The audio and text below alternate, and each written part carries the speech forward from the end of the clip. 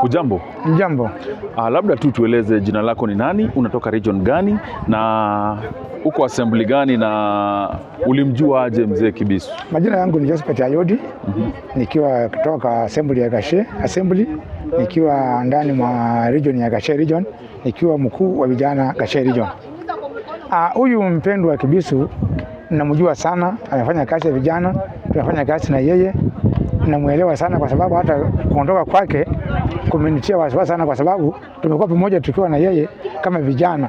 So alipotuacha nimeona kama nabaki peke yangu, nabaki kama upweke, au nilikuwa nashikilia kwa yeye. Yeah. Na Jumapili iliyopita tulienda kuweka bendera kwa mzee Kibisu na ibada ilikuwa kubwa. Kulingana na mtazamo wako, unaweza sema aje kuhusu kazi ya Kibisu?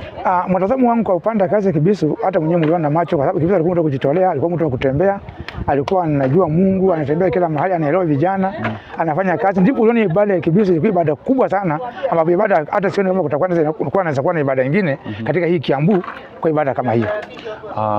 Na kwa kuongezea tu, kuna interview tulifanya na ikasemekana kuwa kazi ya Kibisu itafanywa na watu ambao wamehitimu kufanya hii kazi na wanafunzi wafai kupatikana kwa mitambo. Mtazamo wako ni gani? Mtazamo wangu, ningependa sana kazi ya Kibisu iwe kazi clear, niwe kazi ya kupendeza, kwa sababu tukiweka wanafunzi pale wanaweza kuharibu. So ikiwa kazi mzuri, niwe kazi clear, ni mzuri, kwa sababu Kibisu amekuwa mtu amjulikana kila mtu, ameonekana kila mtu. Hata ukiona ibada yake vile jinsi ibada yake inatembea, ni ibada ambayo inaheshimika. Alafu mwisho tu, ni advice gani unafikiri Kibisu angekuwa hai angeliambia vijana ambao ni youth region ama waimbaji wenzake?